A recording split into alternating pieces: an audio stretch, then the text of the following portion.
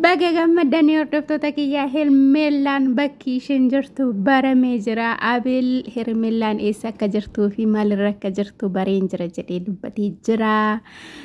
Baga gammadanii har'a viidiyoo haaraadhaan ni dhufu jechuudha. Yookiin mana Hermeelaa yookiin mana Abrahaamii yuutuubii nama tokko irratti waan haaraan jira har'a jechuudha. Sababni isaa argamtee jirti bakka jirtu jedhamee jira jechuudha.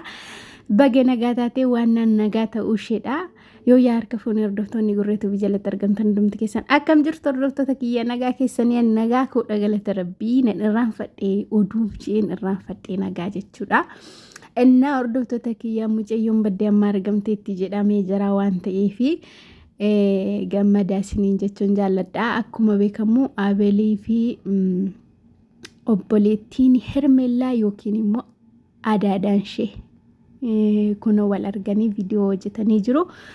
Har'a hin dhufti jedhamee jira jechuudha.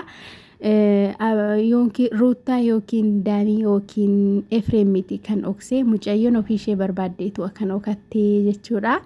Barbaaddeetu kanaaf ijoolleen natsaadha. Warri hidhamanis akkasumatti hidhaman malee kana keessa harkan qaban akkuma beekamu.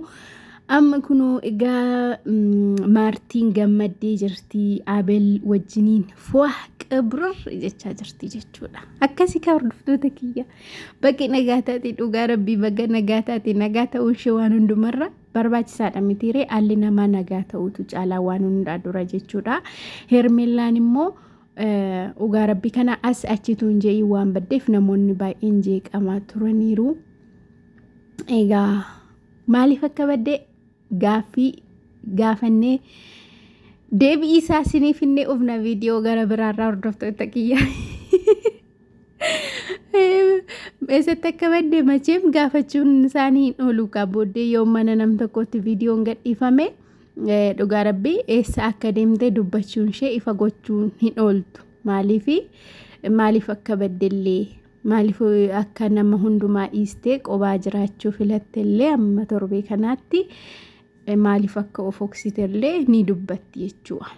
Innaa hordoftoota kiyya gaafa isheen dubbattu ani immoo booddee fideensinitti himaa jechuudha warra dhaggeeffanneef.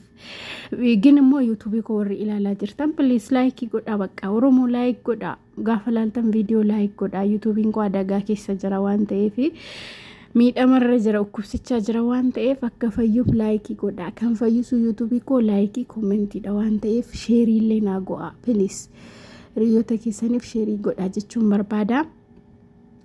Viidiyoo kan biraadhaan hanga walitti deebinutti nagaan naa tura.